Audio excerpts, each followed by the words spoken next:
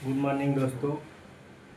आज हम आप लोग को रीजनिंग की क्लास क्या उसके लगभग 30 से 35 क्वेश्चन हर टॉपिक से करवाऊंगा।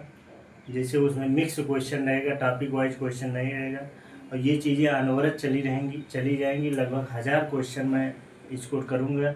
हर कॉन्सेप्ट आपका रिवीजन हो जाएगा, क्योंकि आज का जो दौर है इसमें चैप्टर वाइज पढ़ना, जहाँ तक मैं सोच पाता हूँ, बहुत बड़ी चीज़ नहीं। आप कितना प्रैक्टिस किए हैं, कितनी चीज़ें आपके आँख के नज़र से गुजरी हैं, कितने सवाल आप कॉन्सेप्ट को आपने देखा है, समझा है, यही चीज़ें होती हैं जिससे आपका जो वहाँ एग्ज़ाम में होता है टाइम, जब आप क्वेश्चन नहीं हल किए रहते हैं तो एग्ज़ाम में आपको लगता है कि यार ये चैप्टर मैं पढ़ा हूँ या रहा हूँ, लेकिन आप with in time with in accuracy के साथ उस क्वेश्चन को नहीं कर पाते हैं। तो उसी मुहिम को आगे बढ़ाते हुए मैं आज रीजनिंग क्लास शाम को, मैं जैसा कि आप लोग जान रहे होंगे, शाम को मैं मैथ का क्वेश्चन 20 से 25 क्वेश्चन कराता हूँ और सुबह टाइम मैं रीजनिंग आज से शुरू कर रहा हूँ। तो यहाँ क्वेश्चन लिखूँगा, फिर आपको 1 मिनट समय दूंगा, उसके बाद जो है फिर उसको क्वेश्चन को हल करके बताऊँगा। कह रहा है कि एक विशिष्ट कूट भाषा में एक विशिष्ट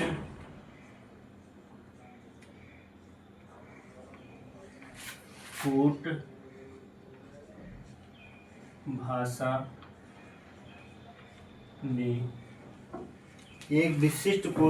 में मैन को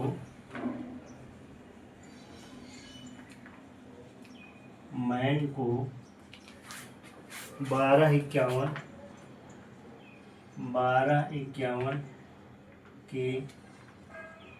के रूप में और SHE को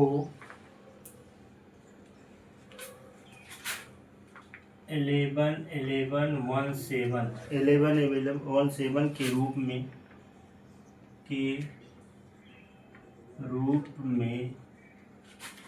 कूटबद्ध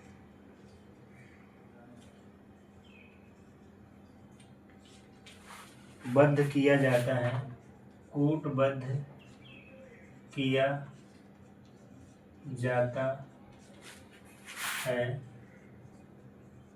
कूटबद्ध किया जाता है उस भाषा में आउट को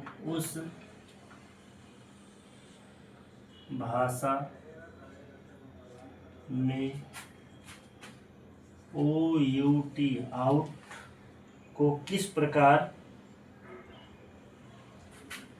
कूटबद्ध किया जाएगा। आउट को किस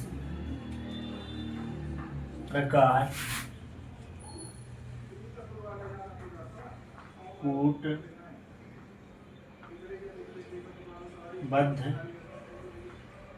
किया जाएगा।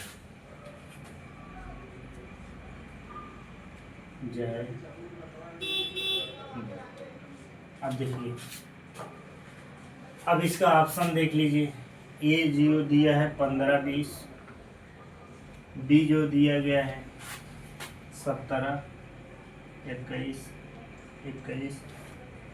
सी जो दिया गया है 31, 5, 1, 3 दिया गया है। डी जो दिया गया है, कितना दिया गया है 15, 22। ये क्वेश्चन आपके सामने क्वेश्चन लिखना पड़ता है भाई, समय लगता है। बिना क्वेश्चन लिखे अगर आपको बताऊंगा तो आप इतनी रीजनिंग की चीज़ें इतनी दिमाग में नहीं रहेंगी कि आप उसको जो है सॉल्व आउट कर सकें। जैसे ये बताइए, एक विशिष्ट कूट भाषा में मैन को 1251 में लिखा जाता है। मैन का कोड 1251 के रूप में और SHE को 1117 के रूप में कूटबद्ध किया जाता है। तो उस भाषा को आउट को किस प्रकार से कूटबद्ध किया जाएगा। अब आप देखिए, आप ये लगाइए लॉजिक कि मैन, ये मान लीजिए मैन है, मैन को क्या लिखा गया, मैन को लिखा गया है 1251। अच्छा ये बताइए 1251 किस बेस में लिखा गया। वैसे आपको पता होगा कि जो अंग्रेजी के 26 लेटर होते हैं उनकी प्लेस वैल्यू आपको पता होनी चाहिए। अगर आपको प्लेस वैल्यू नहीं पता है तो कोडिंग डिकोडिंग के सवाल लगाने में आपको बहुत दिक्कत होंगी। आपको प्लेस वैल्यू बहुत, जैसे ऐसे मैं कराते कराते आपको तो प्लेस वैल्यू रटा ही दूंगा। प्लेस वैल्यू और उसके अपोजिट अक्षर आपको याद होने चाहिए। अच्छा, मैन का जो कोड होता है वो कितना होता है? 13 होता है। ए का 1 होता है, इसका क्या होता है? 14 होता है। यहाँ भी ऐसा भी नहीं किया है कि मैन का जो 13 रख दिया, यहाँ 12 लिखा है, यहाँ 5 लिखा है, ये लिखा है, 1 लिखा है। तो आपके दिमाग में चलना चाहिए तो यम का उल्टा क्या होता है? यम का उल्टा यन होता है। ए का उल्टा क्या होता है? जेड होता है। यन का उल्टा क्या होता है? यम होता है। अच्छा, इसकी उल्टे की प्लेस वैल्यू क्या होती है? इसकी प्लेस वैल्यू 14 होती है, इसकी प्लेस वैल्यू 26 होती है और इसकी प्लेस वैल्यू 13 होती है। अब ये जानिए इसमें किया क्या है। आप ये देखेंगे कि 14 में से अगर 13 घटा दिया तो 1 कर दिया, 14 में से 13 घटा दिया 1 कर दिया। यहाँ 26 में से 1 घटा दिया, क्या कर दिया? 25 कर दिया। यहाँ 13 में से 14 में से 1 घटा दिया, क्या हो गया? 14 में से 13 घटा दिया 1 कर दिया। देखिए सॉल्व हो रहा है नहीं? इससे आपको पता चल रहा है कि उसके अपोजिट के अंकों को आपस में माइनस कर दिया है, यही कूटबद्ध किया। अच्छा, इसको तो हम मिला लिए। क्या सेम प्रोसेस पे भी है? अगर सेम प्रोसेस नहीं होगा सवाल गलत होगा, सेम प्रोसेस पे ही होना चाहिए। अब सेम प्रोसेस देखिए, yes H E, yes H E को कूटबद्ध क्या किया गया? 11 1 1 7। आप ये देखिए इसकी प्लेस वैल्यू कितनी होती है? 19। इसकी प्लेस वैल्यू 8, इसकी प्लेस वैल्यू 5। ठीक, अब इसकी प्लेस वैल्यू 8। अब ये बताइए यच का उल्टा क्या होता है? यच का उल्टा यच होता है। अच्छा, उल्टा ज्ञान करने के लिए एक कॉन्सेप्ट है, जो उल्टा और सीधा होता है उसका योग हमेशा जो होता है 27 होता है। आप ये जान लीजिए कि अगर किसी अक्षर का उल्टा अगर आपको लगे को उल्टा है तो दोनों को प्लेस वैल्यू को अगर जोड़ लीजिए, अगर 27 आ जा रहा है इसका मतलब उल्टा उसका उस अक्षर का उल्टा सही है। अब देखिए ये यच हो गया, इसका यस हो गया, इसका क्या हो गया? भी हो गया। अच्छा, इसका प्लेस वैल्यू एच का 8 होता है, इसका क्या होता है? 19 होता है, इसका क्या होता है? 22 होता है। अब आप ये देखिए 19 में से 8 गए 11, 19 में से 8 गए 11 और 22 में से 5 गए 17। इसका मतलब क्या हो गया? दोनों कोडिंग जो हो जिस हिसाब से किए वही, अगर दोनों को कोडिंग इस प्रकार से हुआ तो सेम कोडिंग आउट का भी उसी प्रकार से होगा। तो आउट का कोडिंग कैसे होगा? आप पहले इसका प्लेस वैल्यू लिखिए। इसका प्लेस वैल्यू 15 होता है, इसका प्लेस वैल्यू 21 होता है, इसका प्लेस वैल्यू 20 होता है। ओ का प्लेस वैल्यू कितना होता है? 15 होता है। अच्छा, अब इसका उल्टा क्या होगा? इसका उल्टा होता है यल, यल का ओ का उल्टा यल होता है और यू का उल्टा एफ होता है और टी का उल्टा जी होता है। अब देखिए, अब यल का प्लेस वैल्यू कितना होता है? 12। यल का प्लेस वैल्यू 12, एफ का प्लेस वैल्यू 6 होता है और जी का प्लेस वैल्यू 7 होता है। अब 12 में से 15 घटाएंगे कितना? 15 में से 12 घटाएंगे कितना हो गया? 3। अब ये 21 था, ये 6 कितना हो गया? 15। ये तो कितना हो गया? 13। 3 15 13, 3 15 13 कहाँ आया?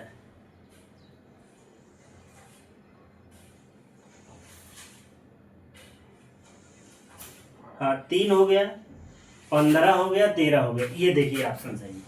ये 3 15 13 समझ में आई आपको बात? ये 3 15 13 हो गया। ये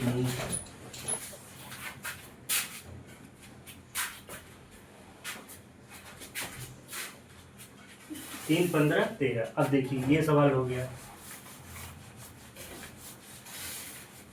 जब ऐसे आप एक एक कॉन्सेप्ट देखिए, एग्जाम हॉल में कोई ऐसा नहीं होता कि जो आपके दिमाग में है वही क्वेश्चन आए। जब आप 100 200 400 क्वेश्चन 1000 क्वेश्चन लगाए रहते हैं तो आपका दिमाग ऑटोमेटिक काम करने लगता है कि इसमें कौन सा रूल होता है। बिना प्रैक्टिस के रीजनिंग या मैथ आर्मी कुछ बहुत लोगों का आता है, लेकिन जिसका प्रैक्टिस नहीं होता है वो करते हैं तो एक क्वेश्चन करने में 10 मिनट लगा लेते हैं, तो उससे सिलेक्शन नहीं होने वाला। अब देखिए अब कोडिंग डिकोडिंग का एक सवाल और, एक विशिष्ट कूट भाषा में, एक विशिष्ट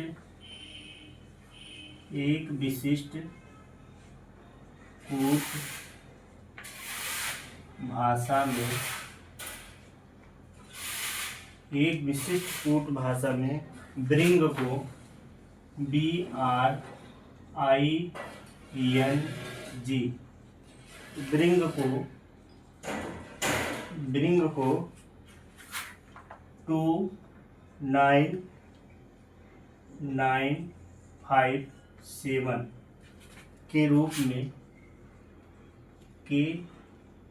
रूप में और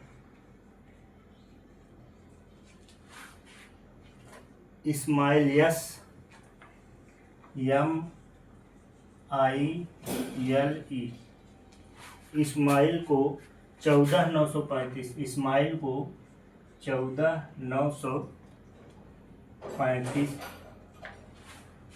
के रूप में कूटबद्ध किया जाता है, के रूप में कूटबद्ध किया जाता है।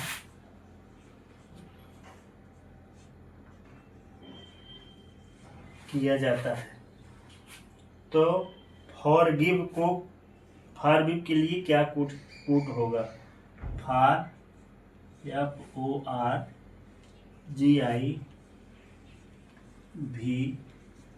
फॉरगिव के लिए क्या कूट होगा? ये पूछा है, ठीक। फॉरगिव के लिए क्या कूट होगा? अब आप जान लीजिए। अब आप यहाँ लिखेंगे ब्रिंग, BRING।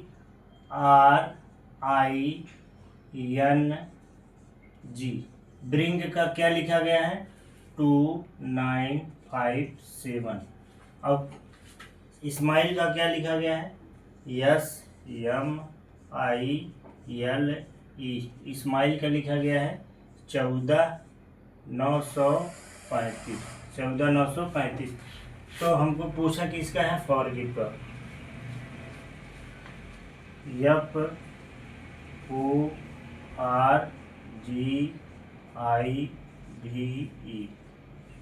फॉरगिव का पूछा है। अच्छा, आपके दिमाग में आ रहा होगा कि अगर ये बताइए, ब्रिंग 2 लिखा है, बी की जगह 2 लिखा है, तो इसकी प्लेस वैल्यू क्या है ना? 2 होती है। इसकी प्लेस वैल्यू 18 होती, इसकी प्लेस वैल्यू 9 होती, इसकी प्लेस वैल्यू 14 होती, इसकी प्लेस वैल्यू 7 होती, इसकी प्लेस वैल्यू 19 होती, इसकी प्लेस वैल्यू 13 होती, इसकी प्लेस वैल्यू 9 होती, ठीक। इसकी प्लेस वैल्यू 9 होती, इसकी प्लेस वैल्यू 12 होती, इसकी प्लेस वैल्यू 12 होती, इसकी प्लेस वैल्यू 5 होती। अब आप प्लेस वैल्यू लिख दिए, देखिए। अच्छा, बी की जगह 2, तो इसका सेम प्लेस वैल्यू रख दिया है। आर की जगह 9 रख दिया, तो इसका मतलब प्लेस वैल्यू का जो संख्या है उसको आपस में जोड़ दिया, 189 कर दिया है। और फिर उसके बाद क्या कर दिया है?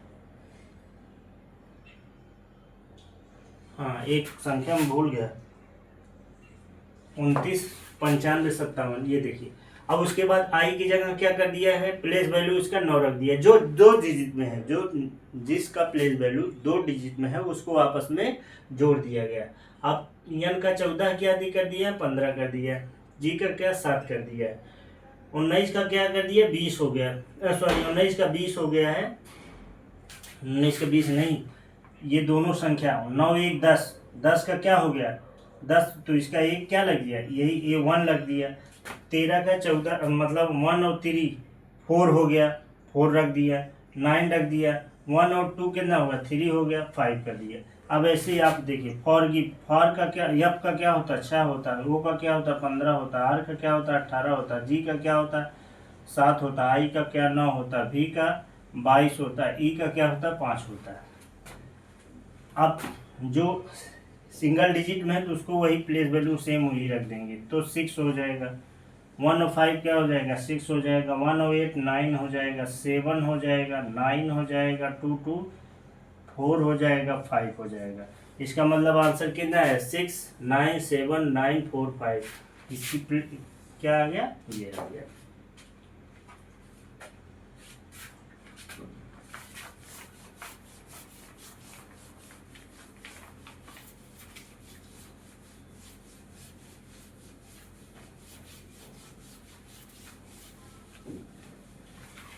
अब देखिए दूसरे टाइप का question.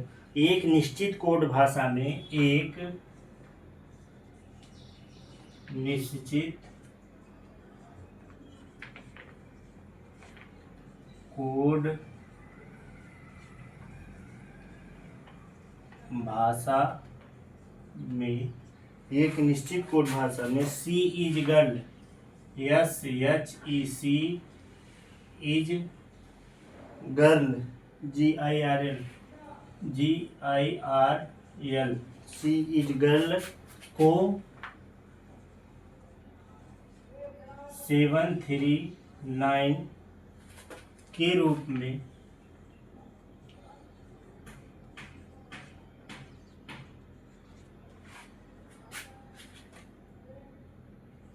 he is boy, he is BO, he is boy को 965 के रूप में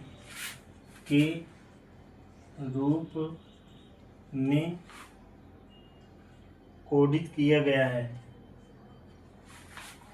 ही इज बॉय को 965 के रूप में और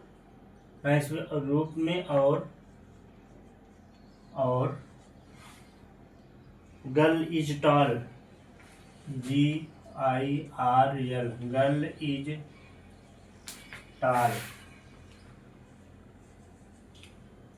गर्ल इज टॉल को 938 के रूप में कोडित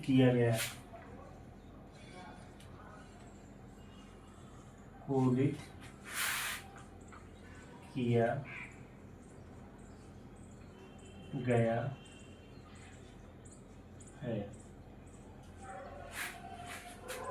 उस भाषा में उस सी का कोड क्या होगा, तो सी का कोड क्या होगा, सी का कोड क्या होगा। ठीक, जैसे ऑप्शन ले लीजिए 7, बी का 3 और सी का 2, मतलब सी का 8 और रखेंगे डी का 9। ये सीट होगा। अब ये सवाल करने के लिए क्या किया जाता है, थोड़ा सा इसको मैं ऑप्शन को एक जगह थोड़ा लिख देता हूँ। ए का क्या होगा 7, बी का क्या होगा 3, सी का क्या होगा 8, डी का क्या होगा 9। ये आपका ऑप्शन दिया गया। जगह कम है भाई, उसमें मैनेज करना पड़ता है। अब देखिए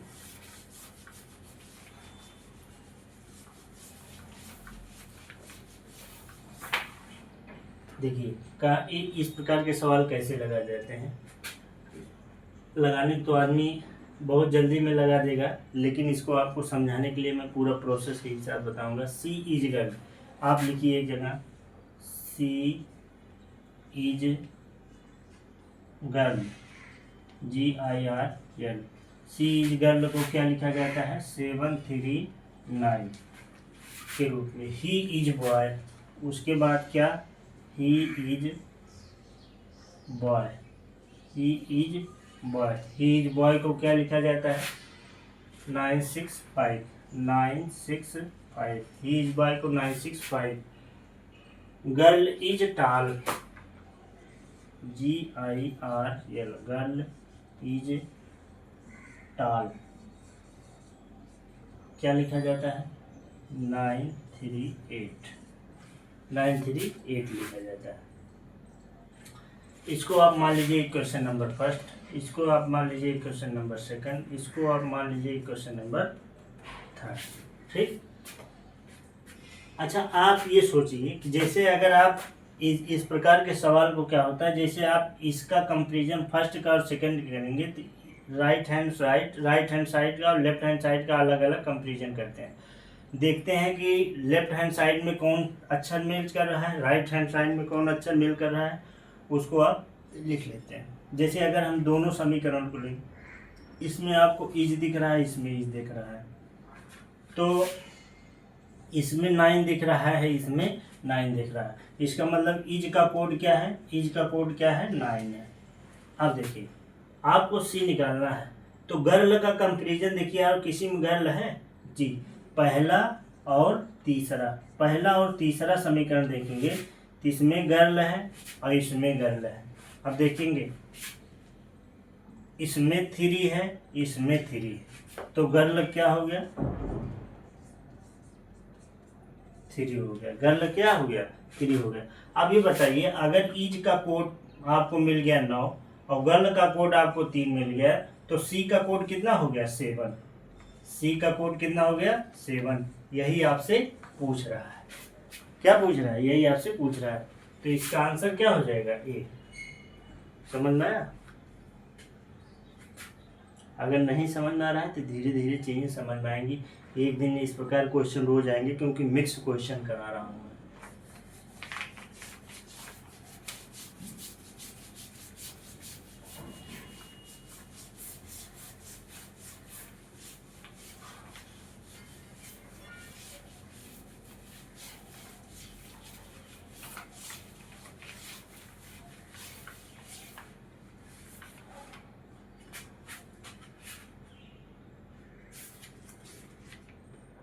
अब देखिए, निम्नलिखित श्रृंखला में लुप्त संख्या को ज्ञात कीजिए।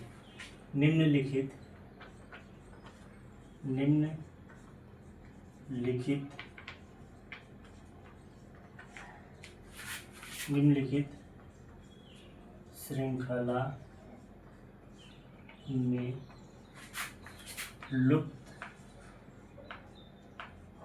में लुप्त संख्या को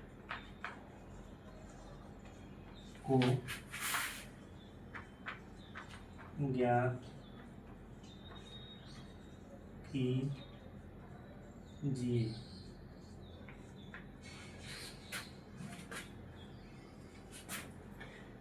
लुप्त संख्या ज्ञात कीजिए। अब दिया गया है 53, उसके बाद दिया गया है 61, उसके बाद दिया गया है 71, उसके बाद दिया गया है 79, उसके बाद दिया गया है 89। आगे जो है संख्या, लुप्त संख्या क्या होगा? ये किस पैटर्न पे चल रहा है कि आगे 89 के बाद कौन सा संख्या होगा? ठीक। अब ऑप्शन ले लीजिए। 103, B 97, C 107,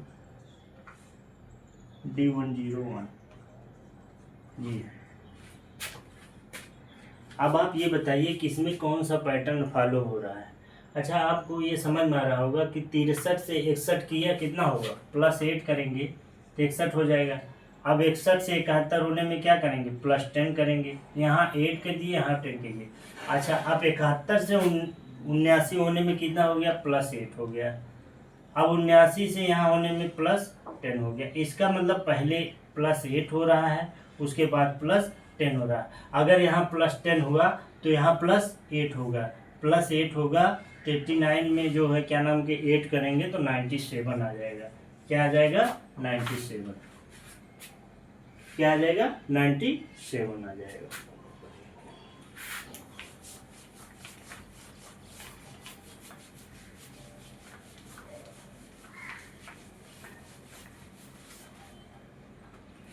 अब देखिए,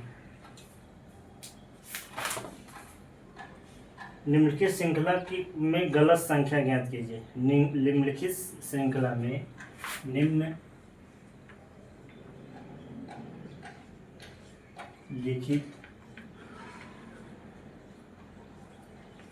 श्रृंखला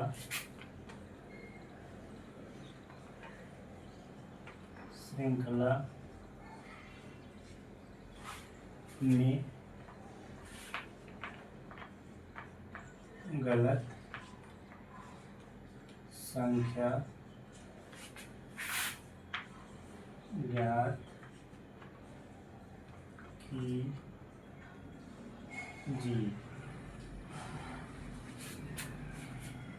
दिया क्या है? 7, 28, 63, 124, 215, 342, 511। ये दिया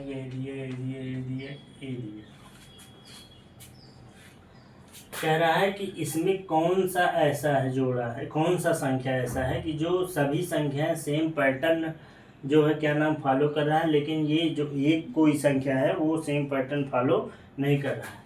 अब ऑप्शन आपसे दिया गया ए बराबर 7, बी बराबर 28, सी बराबर 124 और डी बराबर 125। ये दे दिए, मान लीजिए ये ऑप्शन दे दिए। ठीक, अच्छा आप बताइए अगर 7 लाने के लिए आप क्या करेंगे? ऑप्शन मिटा देगा। 7 लाने के लिए आप क्या कर सकते हैं? जैसे 7 क्या आ सकता है, जैसे 2 का क्यू क्या होता है? 8 -1। 2 का क्यू -1, 8 - 1 क्या होगा? 7 हो जाएगा। अब ये क्या होगा? 3 का क्यू, लेकिन यह क्या है? 3 का क्यू 27 + 1, ये वाला पार्ट। अभी क्या 4 का क्यू, 4 चौक 16, चौका 64, 64 -1 कर दिए। 5 25, 5 125, 5 का क्यू -1 हो गया। उसके बाद आ गया 6 चौक 36, 36 छक्का 216, 6 का क्यू -1 हो गया। 7 7 49, 343, 7 का क्यू -1 हो गया। 8 का क्यू 512, 8 का क्यू -1 हो गया। आप ये देखिए कि एक संख्या का क्यू करके और एक माइनस कर दे रहा है, लेकिन ये संख्या का क्यू करके +1 कर रहा है। इसका मतलब यही क्या है? डिफरेंस है। इसका मतलब इसका आंसर क्या हो जाएगा? 28।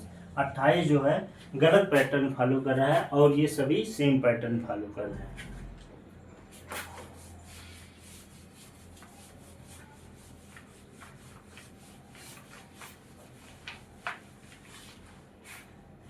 अब देखिए,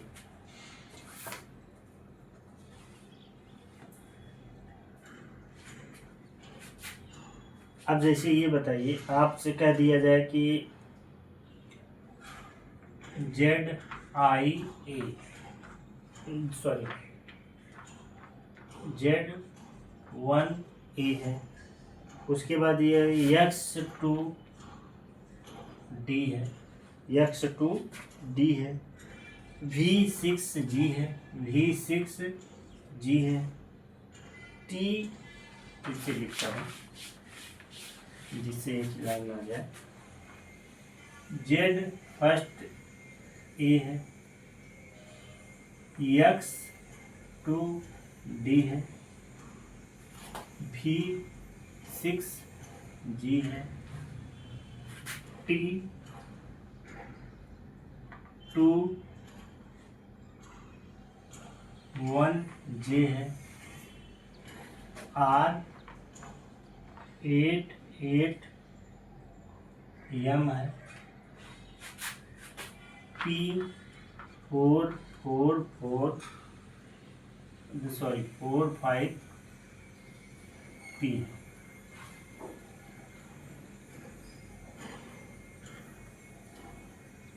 तो पूछ रहा है जो यहाँ से यहाँ, यहाँ से यहाँ, यहाँ से यहाँ, यहाँ से यहाँ, यहाँ से यहाँ, तो अगला क्या होगा? अगला पैटर्न क्या होगा? इसका ऑप्शन मैं दे रहा हूँ N2676S, B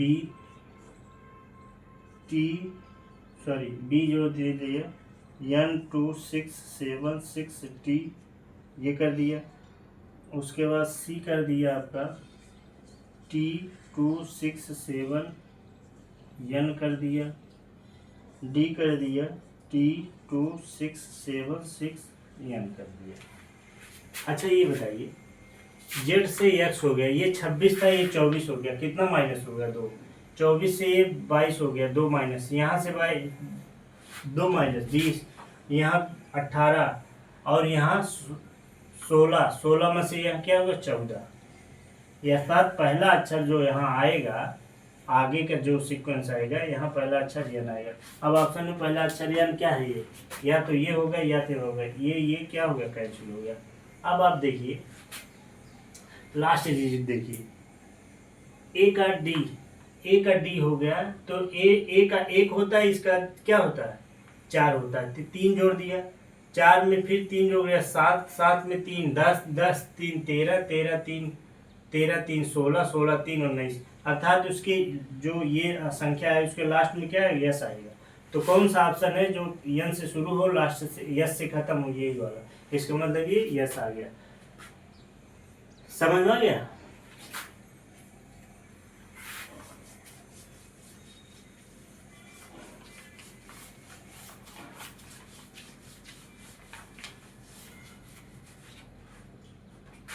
अब देखिए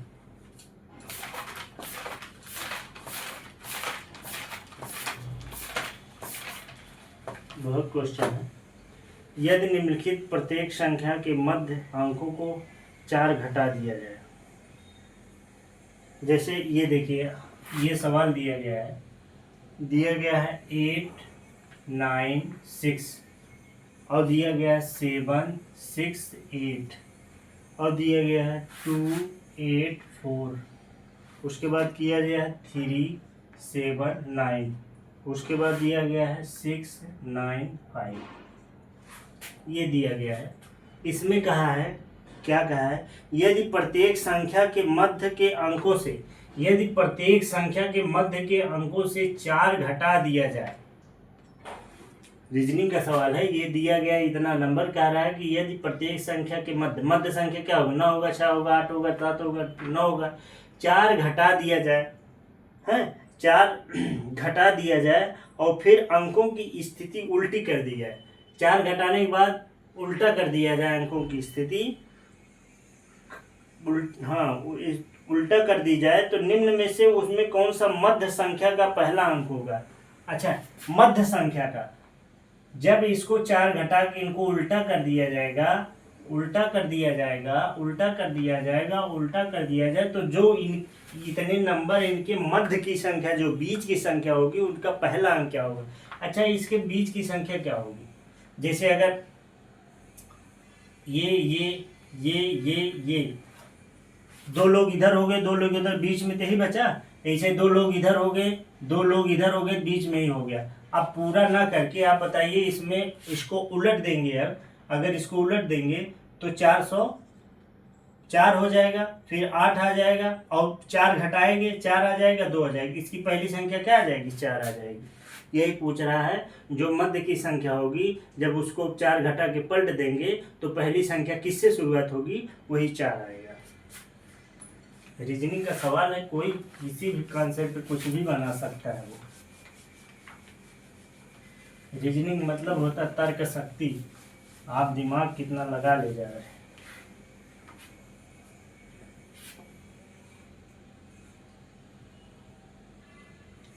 अब देखिए ये सवाल बहुत बढ़िया सवाल है। यदि शब्द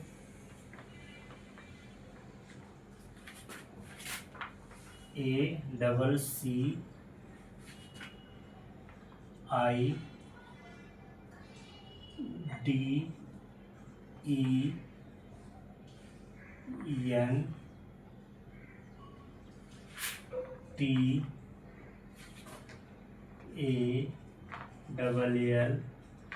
एक्सीडेंटली के कह रहा है, यदि शब्द एक्सीडेंटली के बाएं छोर से प्रारंभ होने, बाएं छोर से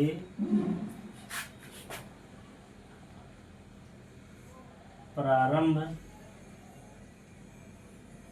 बाएं छोर से प्रारंभ होने वाले प्रत्येक एकांत अक्षर को, प्रत्येक एकांतर अक्षर को, प्रत्येक होने वाले प्रत्येक एकांतर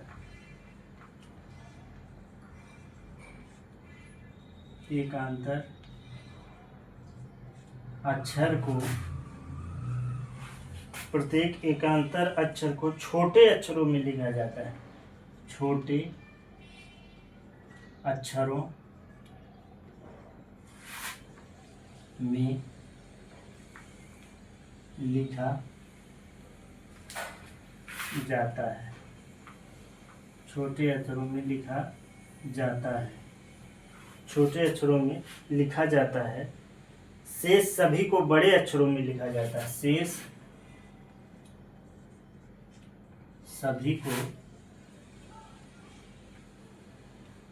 सभी को बड़े अक्षरों में लिखा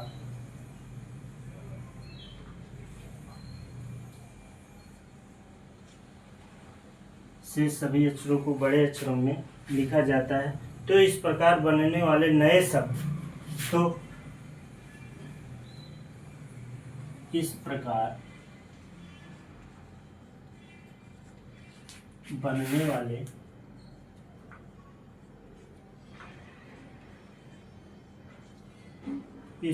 बनने वाले नए शब्द, इस प्रकार बनने वाले नए शब्द को विपरीत क्रम में व्यवस्थित किया जाता है, को विपरीत क्रम में व्यवस्थित किया जाता है।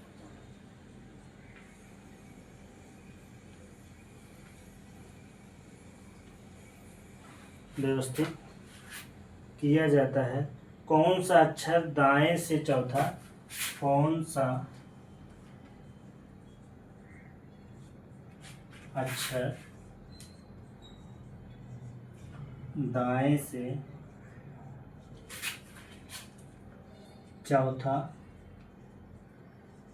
दाएं से चौथे अक्षर के, दाएं से चौथे अक्षर के बाएं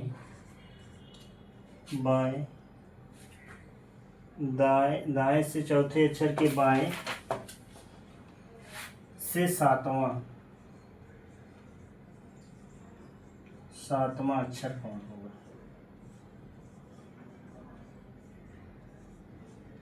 सातवां अक्षर कौन होगा? नीचे तक आपको दिख रहा है कि नहीं भाई?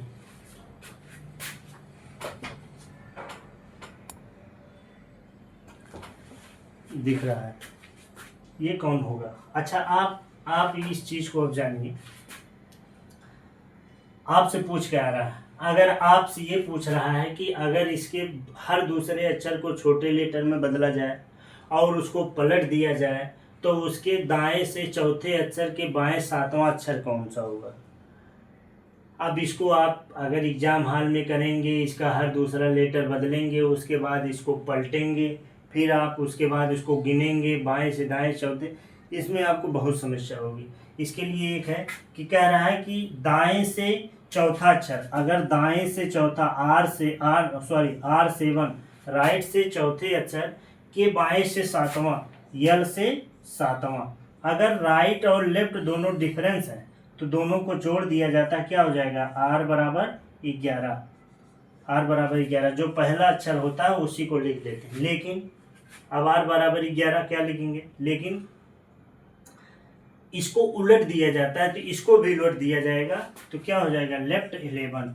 तो लेफ्ट 11 मतलब हम लेफ्ट से 11वां अक्षर लेंगे। अच्छा, लेफ्ट से 11वां अक्षर लेंगे तो 1 2 3 4 5 6 7 8 9 10 11 ये यल लेंगे। लेकिन जो यल होगा उसको छोटे अक्षर में, क्योंकि इसको चेंज किया तो फिर इसको चेंज किया तो फिर इसको चेंज किया तो फिर इस छोटे लेटर में इसको किया, फिर इसको किया तो इसको किया। यल को क्या करेंगे, यल को छोटे लेटर में कर देंगे तो क्या हो जाएगा, स्मॉल यल हो जाएगा। तो इसका आंसर क्या आ जाएगा, स्मॉल यल। बहुत अच्छा क्वेश्चन था। अगर आप इसको एग्जाम हॉल में इधर उधर करके लगाएंगे, उसको चेंज करेंगे फिर उल्टा करेंगे, बहुत समय लगेगा। इस प्रकार से अगर लगाएंगे तो आपको बहुत कम समय लगेगा।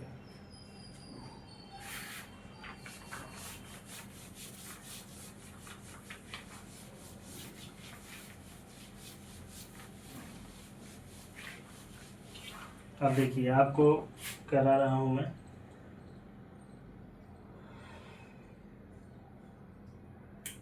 अब एक सवाल इसका ले, दिए गए शब्दों को उस क्रम में व्यवस्थित करें। दिए गए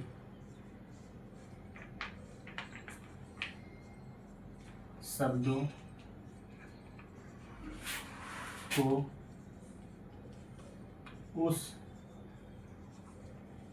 क्रम में व्यवस्थित कीजिए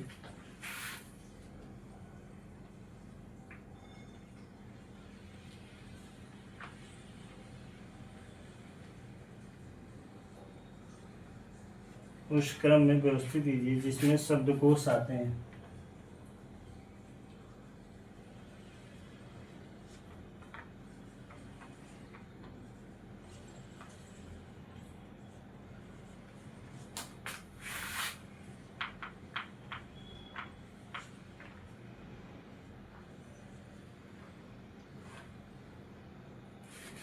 जैसे ये आपको दिया गया है 1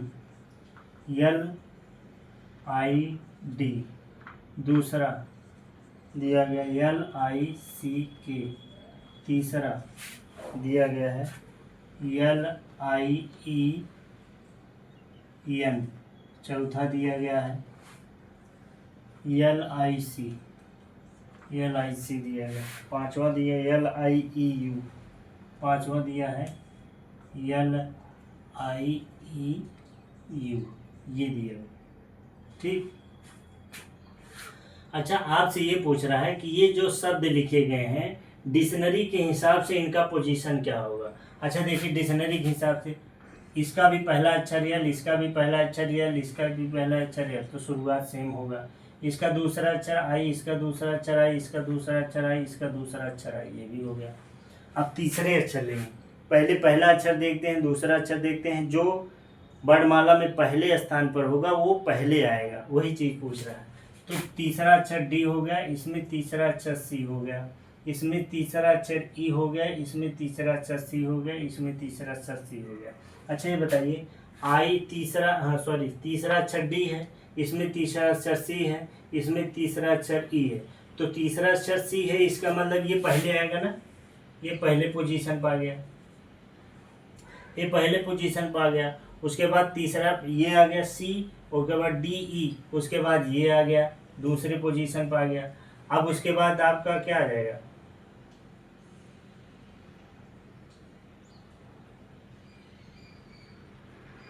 LICK और LIC। ठीक, पहला हो गया, दूसरा हो गया, पहला हो गया, तीसरा हो गया। तो इसमें जो है LICK दोनों सेम कर दिया। कैसे, LIEN है तीसरा वाला, LIEN दूसरा वाला, LICK चौथा, LIC। तो इसका मतलब ये हो जाएगा, ये पहला अक्षर हो गया, दूसरा अक्षर सेम था सब में, तीसरा अक्षर इसका डी था और इसका तीसरा अक्षर सी था, इसका तीसरा अक्षर सी था।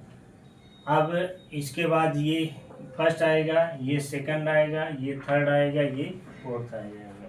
ठीक,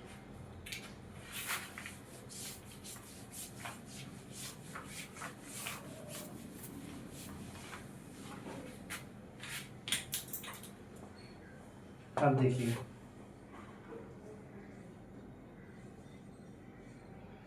दूसरा क्वेश्चन कराते हैं। हाँ, ये क्वेश्चन मैं आपको बता रहा हूँ। एक कलश में 6 लाल और 5 नीली और 4 हरी गेंदें। एक कलश में एक कलश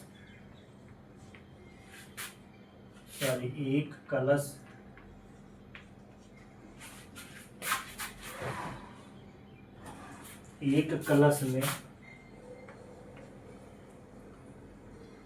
6 लाल 5 नीली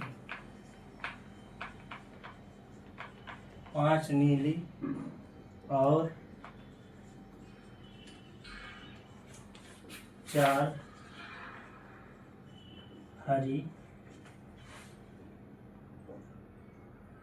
हरी गेंदें हैं।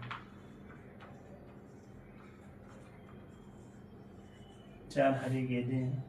3 गेंदें बिना प्रतिस्थापन के निकाली जाती हैं। 3 गेंदें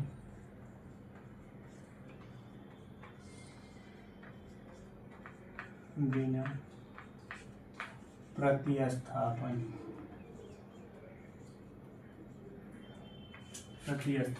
के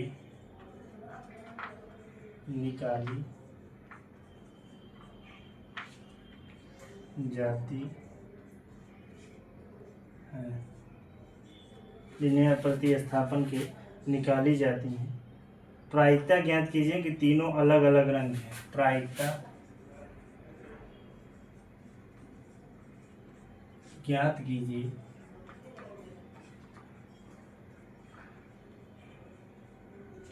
तीनों अलग अलग रंग की है। तीनों अलग अलग रंग।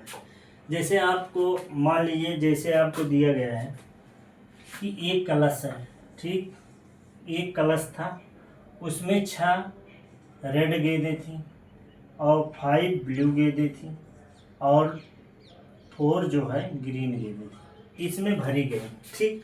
आपसे पूछ दिया जाए कि 3 गेंदों को एक साथ निकालना। 3 गेंदों को बिना प्रतिस्थापन के 3 गेंद निकालना था और भी तीनों अलग अलग रंग के हों, तो उसका जो है क्या नाम के क्या हमको ये करना था। अच्छा ये बताइए टोटल गेंदें कितने? 6 5 11 4 15। टोटल गेंदें कितना होगी? 15। और निकालना कितना आपको है? 3 गेंद। 15C3 कितना निकालना है? 15C3 गेंदें निकालना। अब देखिए 15C3 गेंदें निकालना है। अब ये बताइए कि इसका क्या फार्मूला होता है? एनसीआर का फार्मूला होता है फैक्टोरियल n अपान फैक्टोरियल r n-r। इससे ये पता चल जाएगा जो 15 गेंदें, जो टोटल 15 गेंदें थी, 3 गेंदों को निकालने के लिए उसके कितनी बार उसको जो है कितना घटना घटेगा, या टोटल घटना आपको निकालने के लिए आप निकालेंगे। तो ये बताइए फैक्टोरियल 15, इसको करेंगे फैक्टोरियल r मतलब 3 और 15 - 3 ये कितना हो जाएगा? 15 - 3 फैक्टोरियल, ये आ जाएगा फैक्टोरियल 15 और ये हो जाएगा फैक्टोरियल 3, ये हो जाएगा फैक्टोरियल 12। अब इसको करेंगे फैक्टोरियल 15 को 15 14 13 गुणे फैक्टोरियल 12 और ये हो जाएगा 3 × 2 × 1, ये हो जाएगा फैक्टोरियल 12। फैक्टोरियल 12 से फैक्टोरियल 12 कट गया, 3 से 3 कट गया, 2 से 14 हो गया, ठीक। 15 14 13, हाँ सॉरी 3 हो गया, 2 हो गया, ठीक। और 12 से 12 कट गया और 2 7 14 हो गया, 2 7 14 हो गया, 3 5 15 हो गया, ये हो गया 35। 35 × 13 हो गया, 13 5 65, 13 3 39, 39 6 45, 455। अर्थात 455 जो है, 455 क्या हो गया? 455 आपका घटना हो गया। 455 आपका क्या हो गया? 455 जो है तरीके हो गए। 455 तरीके से आप जो है 455 तरीके से आप बाल को निकालेंगे। लेकिन अगर 455 तरीके से आप इस बाल को निकालें तो उसमें तीनों जो है अलग अलग रंग होने के लिए क्या होगा? अच्छा ये बताइए, अलग अलग रंग होने के लिए मतलब ये बताइए, अगर ये 6 गेंदें थी, ये 6 गेंदें थी, अगर 6 गेंदों में से आप निकालें कि एक गेंद इसका हो तो 6 फैक्टोरियल 1, 6 फैक्टोरियल 6C1, इसके निकालेंगे 5C1, इसको निकालेंगे 4C1। टोटल 455 तरीका है। लेकिन अगर ये बताइए 6 गेंद लाल है, उसमें से एक गेंद जो है क्या नाम के लाल निकालने के लिए उस कितने तरीके होंगे? तो ये हो जाएगा 6C1 को लिखेंगे तो 6 फैक्टोरियल, इसको लिखेंगे 1 फैक्टोरियल, इसको लिखेंगे 1 - 5 फैक्टोरियल। अब ये क्या आ जाएगा? 6 × 5 फैक्टोरियल। अर्थात जो ये आपको पता चलेगा लाल रंग होने के लिए इसके कितने तरीके हैं? 6 तरीके। 6 तरीके इसके हो जाएंगे, 5 तरीके इसके हो जाएंगे और 4 तरीके इसके हो जाएंगे। 6 पंचे 30, 30 चौका 120, 120 तरीका ये हो जाएगा। अलग अलग रंग होंगे कितने में से? 455 में से, 455 में से। तो आप इसको घटाएंगे कितना हो जाएगा? 3 चौक 12 और 5 5 10 4 14, सॉरी 120 ये हो जाएगा। 120 और 55। अब आप ये दिखाइए, इसको काटिए, इसको आप काटेंगे 120 और 455, 455 काटेंगे तो 5 चौक 20 40, सॉरी 5 दूना 10, 5 चौक 20 24, 5 9 45, 5 1 5, अर्थात कितना आ जाएगा? 24/91। 24/91 होगा, जो तीनों अलग अलग तरीके। प्रायिकता निकालने का मतलब क्या होता है? प्रायिकता मतलब होता है आने की संभावना बटे टोटल घटना, भले टोटल घटना। टोटल घटना, आप टोटल घटना इसको कैसे निकालेंगे? जब 15 गेंद थी, 15 गेंद में से 3 गेंद निकालने की टोटल घटना 15 CR से लेके ये निकालिए, टोटल घटना कितना आ गया? 455 आ गया। अब एक कंडीशन ये दिया है तीनों अलग अलग गेंद के होना चाहिए। अच्छा 6 गेंद इसमें लाल है, तो लाल वाली गेंद को होने की घटना कितने? फैक्टोरियल 6, मतलब जो है क्या आ जाएगा? 6 आ जाएगा, ये 5 आ जाएगा, 1 4। टोटल अलग अलग रंग होने की 6 पंचे 30, 120 हो जाएगा। 120 ये संभावना बनेगी कि अलग अलग होने की। अब टोटल कितना 91। अब कितना आएगा? 24/91।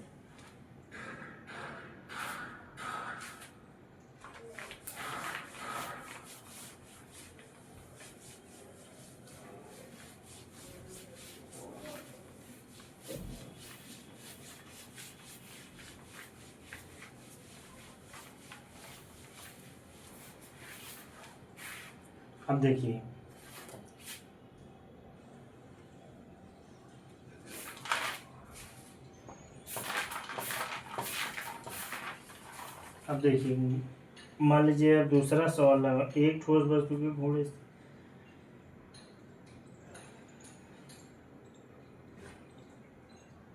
अब देखिए ये दिया गया डाइस, डाइस का सवाल मैं लगवा रहा हूँ आपसे। ये डाइस, ये डाइस,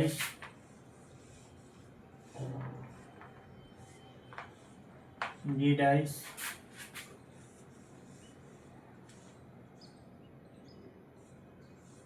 ये डाइस,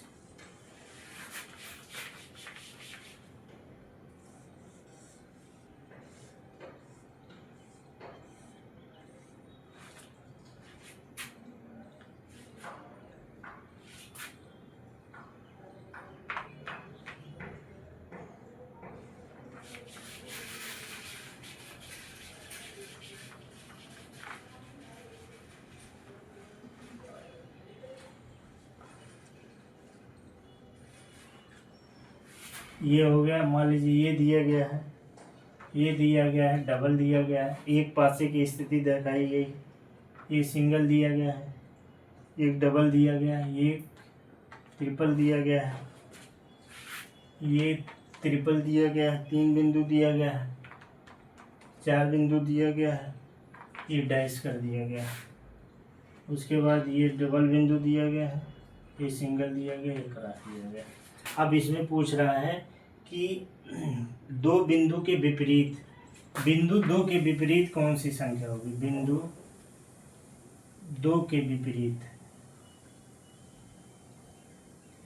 बिंदु दो के विपरीत पूछा, बिंदु दो के विपरीत। अच्छा, अब इसमें देखिए क्या कोई डबल फेस वाला कॉमन है। डबल फेस वाला कॉमन अगर होगा तो आपका तुरंत वो पता चल जाएगा। अगर किसी पासे में अगर दो फेस कॉमन है तो तीसरी फेस जो होती है एक दूसरे के उल्टा होती है। अगर दो फेस कॉमन है तो तीसरी फेस जो होती है एक दूसरे के उल्टा होती है। अच्छा, इस डाइस का आप एनालिसिस कीजिए।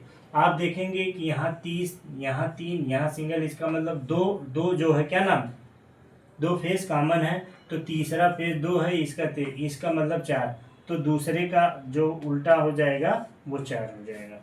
समझ में आई बात? ये हो गया। अब देखिए, जैसे एक आकृति ये दी गई है, ये आकृति दी गई है, इस आकृति को ये देखिए, फिर ये आकृति दी गई है, ठीक।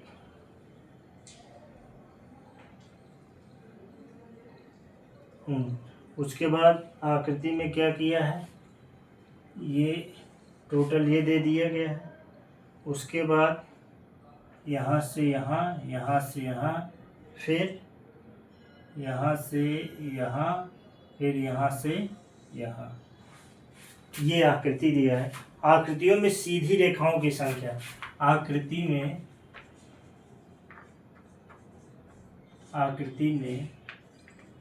सीधी रेखा की संख्या, रेखा की संख्या। अब इसमें रेखा की संख्या पूछा, सीधी रेखाओं की संख्या पूछा है, सीधी रेखाओं की संख्या पूछा है।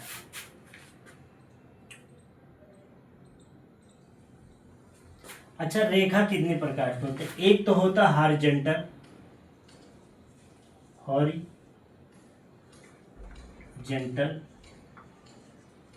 हॉरिजॉन्टल रेखा। हॉरिजॉन्टल रेखा ऐसे होती है। फिर उसके बाद वर्टिकल होती है, वर्टिकल कैसे होती है, ऐसे होते है। उसके बाद क्या होती है, डायगोनल होती है, डायगोनल कैसे होती है, ऐसे होती है। आपको समझ में आई नहीं? अब इसमें अगर आप पहले हॉरिजॉन्टल देखिए, हॉरिजॉन्टल में ऐसे रेखा कौन सी, एक रेखा ये हो गई, एक रेखा ये हो गई, एक रेखा। हॉरिजॉन्टल रेखा की संख्या कितनी हो गई, 3 हो गई। अब आप वर्टिकल देखेंगे, वर्टिकल रेखा आप देखेंगे जब, तो वर्टिकल एक ये हो गई, एक ये हो गई और एक ये हो गई। ये क्या हो गई, 3 रेखा वर्टिकल हो गई। अब डायगोनल देखेंगे तो डायगोनल एक ये 2, उसके बाद 3, उसके बाद 4 और उसके बाद ये 5, उसके बाद 6। ये क्या हो गया, 6 हो गई। तो 3 3 6 6 12, इसका मतलब टोटल रेखाओं की संख्या कितनी हो गई, 12 हो गई।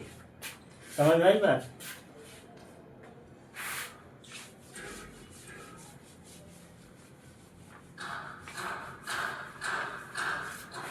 आप देखिए,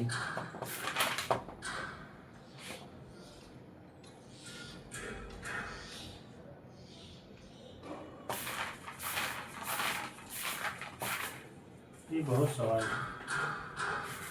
अब ये कह रहा है कि एक आदमी की, अब देखिए क्वेश्चन लिखाने में थोड़ा समय लग जाएगा। अब क्वेश्चन को मैं ओरली सारी चीज़ों को बता दूंगा कैसे। जैसे कह रहा है एक आदमी एक तस्वीर की ओर इशारा करते हैं। एक आदमी है, आदमी ये है, आदमी एक तस्वीर ये है। एक आदमी एक तस्वीर की ओर इशारा करते हुए कहता है, तस्वीर में दिख रही महिला मेरे नेफ्यू की नानी है। मेरे नेफ्यू, अच्छा मेरे नेफ्यू का मतलब क्या होगा, मेरे नेफ्यू की नानी है। नानी है। महिला का उस व्यक्ति की बहन से क्या संबंध है जिसकी और कोई बहन नहीं, जिसकी और कोई बहन नहीं। इसका मतलब कह रहा है कि करते हुए कि तस्वीर में दिखा रही है कि नेफ्यू की नानी है। अच्छा, इसके नेफ्यू की नानी मतलब क्या? नेफ्यू की नानी मतलब इसका, मान लीजिए इसका बहन का जिक्र किया है तो इसका बहन ये हो गया, बहन की बेटी जो हो जाएगी ये हो जाएगी, बहन की बेटी मतलब जो भी इसकी नेफ्यू हो जाएगी, नेफ्यू हो जाएगी, ठीक, नेफ्यू हो जाएगी। कि नानी है, इसकी क्या है? नानी है। ये तस्वीर वाली जो फिगर है ये इसकी नानी है, इसकी नानी है। तो पूछ रहा है नानी है तो उस व्यक्ति, महिला, एक आदमी की तस्वीर को इशारा करते क्या तस्वीर में दिख रही महिला नेफ्यू की नानी, महिला का उस व्यक्ति से, महिला, ये महिला हो गया, महिला का उस व्यक्ति से, इससे क्या संबंध है ये बताइए, इससे क्या संबंध है? अगर इस महिला का व्यक्ति से, हाँ जो क्या पूछा है, महिला का नेफ्यू की नानी, महिला का उस व्यक्ति की बहन से, उस व्यक्ति की बहन से, व्यक्ति की बहन से, ये बहन हो गया, से का की तरफ, इसका मतलब यह होगा माता हो गया। क्या हो गया? माता हो गई। क्या हो गई? माता हो गई।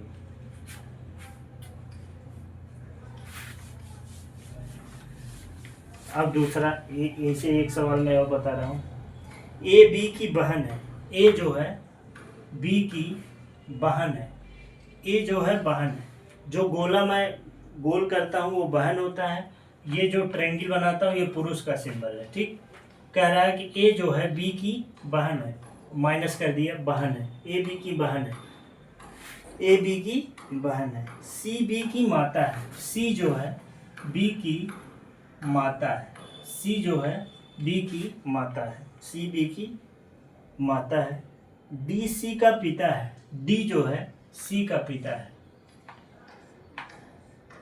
डी जो है सी का पिता है, ई डी की माता है, ई जो है, अब यहाँ ई जो है, यहाँ देखिए ये ए हो गया, ये बी की बहन हो गई, ए बी की बहन हो गई, ठीक। अब उसके बाद क्या है कि ये जो है बी, सी जो है बी की, ये हो गया, इसके बाद इसका पिता डी हो गया और इसकी माता ई हो गई, इसकी माता ई हो गई। ई जो है डी की माता है, तो ए का डी से, तो ए का डी से का की तरफ, ए का डी से, ए का डी से क्या संबंध? अच्छा ये बताइए, से का की तरफ, ए का डी से, ठीक, ये डी है, डी का ये क्या होगा? बेटी, डी का बेटी, बेटी हो गया, बेटी का जो क्या हो गया ये उसकी बहन, ये डी हो गया, डी का जो ये बेटी हो गया, बेटी का ये जो है लड़का हो गया, लड़का का ये जो है मतलब क्या हो गया? लड़का की ये, चाहे ये जो होगी इसकी बिटिया जो होगी इसका क्या हो जाएगा? नातिन लागेगी। क्या होगी? नातिन। अर्थात इसके लड़के की, इसके लड़के की लड़की जो होगी, इसके लड़के की जो इसके लड़के की लड़की जो होगी वो क्या लगेगी? इसकी नातिन लगेगी।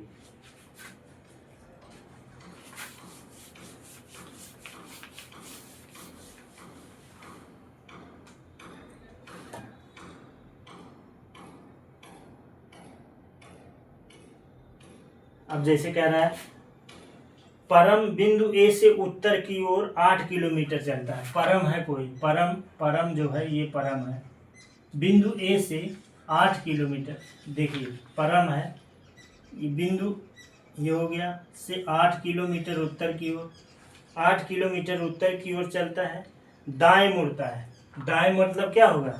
दाएं मतलब क्लॉकवाइज, दाएं मुड़ता है, ये हो गया, दाएं मुड़ता है, 8 किलोमीटर चलता है, फिर दाएं मुड़ता है और 8 किलोमीटर चलता है, 8 किलोमीटर चलता है, वह फिर से दाएं मुड़ता है, फिर से दाएं मुड़ता है, फिर से दाएं मुड़ता है और 4 किलोमीटर चलता है, दाएं मुड़ता है 4 किलोमीटर चलता है।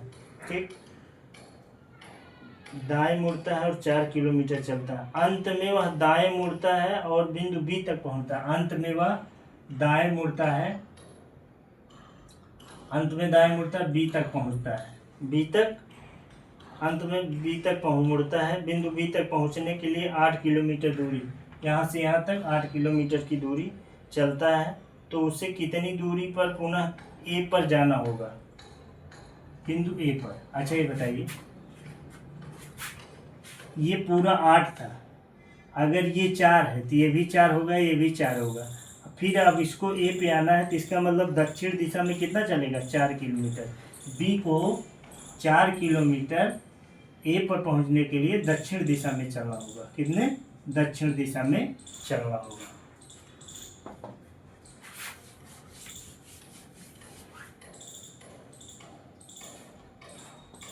जैसे एक क्वेश्चन और है, कह रहा है कि देश भर के 250 केंद्रों में ऑनलाइन प्रवेश परीक्षा आयोजित की गई। 250 केंद्र थे, 250 केंद्र थे, 250 केंद्र थे। इसमें ऑनलाइन प्रवेश केंद्र में ऑनलाइन प्रवेश परीक्षा की गई। प्रति केंद्रों में आवेदकों की औसत संख्या, प्रति केंद्र पे आवेदकों की औसत संख्या कितनी थी, 1250 थी। और औसत संख्या कितनी है, अर्थात एक केंद्र पर लगभग 1250 थे, यही औसत है। टोटल में अगर तो मान लीजिए टोटल केंद्र थे, टोटल अभ्यर्थी रहे होंगे, टोटल अभ्यर्थी में 250 से भाग दिया गया तो एक केंद्र पे लगभग औसत 1250 लोग जो है आवेदन किए। अब कह रहा है बाद में यह महसूस किया गया कि केंद्र में आवेदकों की संख्या 1658 के बजाय, जो आवेदन हो रहा था एक केंद्र पर 1658 के बजाय 1758 के रूप में नामित हो गया था। अर्थात उसको 1658 के बजाय 1758, 1658 उसको 1658 करना था, लेकिन वो मिस्टेक बस 1758 कर लिया। अर्थात कितने का किया था, 100। अर्थात इसमें 100 की वृद्धि किया था। अब 100 की वृद्धि जब किया तो 100 की वृद्धि कितने में बटेगा, 250 केंद्रों में। तो 250 केंद्रों में बटेगा, ये हो जाएगा ये 0.4। अर्थात जो 0.4 होगा उसके औसत में कमी आएगी। तो जो 1250 है ये औसत है, इसमें 0.4 की कमी करेंगे आप,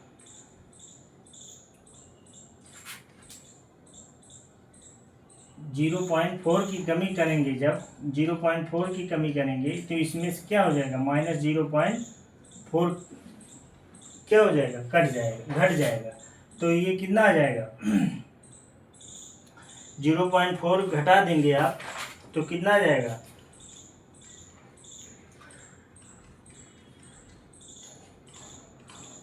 ये आ जाएगा 14,2,9.6। कितना आ जाएगा, 14,49.6। अब इसमें ये बताइए, यहाँ से 1 गया, यहाँ हो जाएगा 6 आ जाएगा, यहाँ 9 आ जाएगा, यहाँ 4 आ जाएगा, 1249.6 ये आ जाएगा ये। अब जब 1250 में से 0.4 घटा देंगे तो 1249.6 आ जाएगा।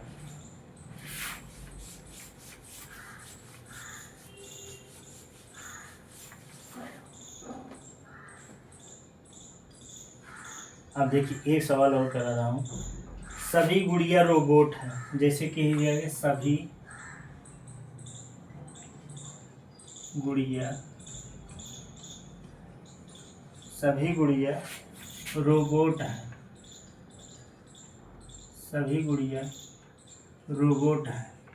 सभी गुड़िया रोबोट हैं। कुछ रोबोट खिलौने हैं, कुछ रोबोट खिलौने हैं, कुछ रोबोट खिलौने हैं, कुछ खिलौने साइकिल हैं, कुछ खिलौने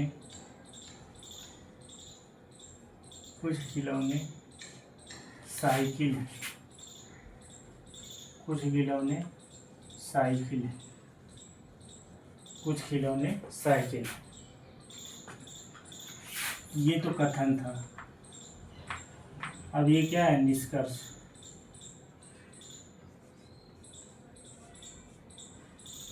कुछ खिलौने गुड़िया हैं, कुछ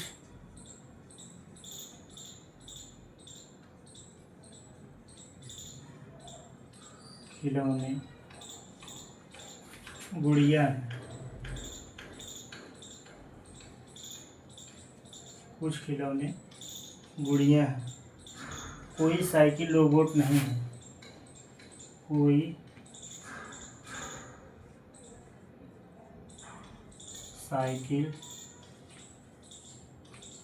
रोबोट नहीं है।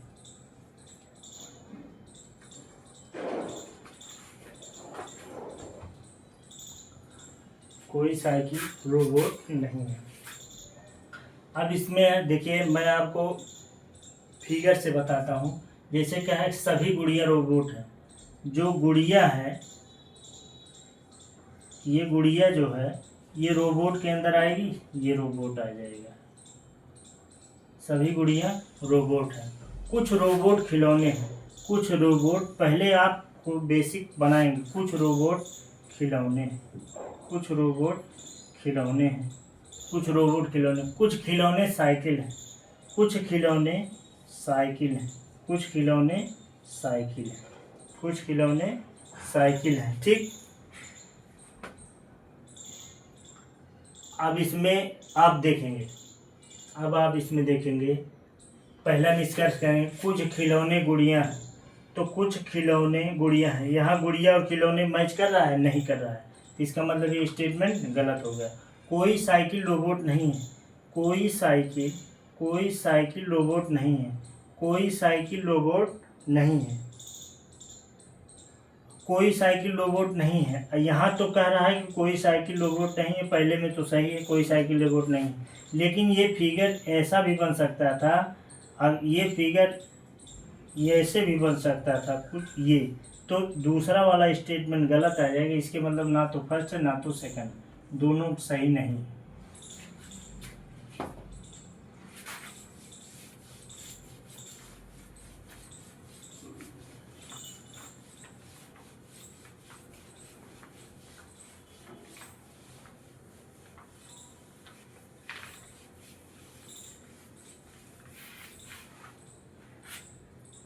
अब देखिए, आप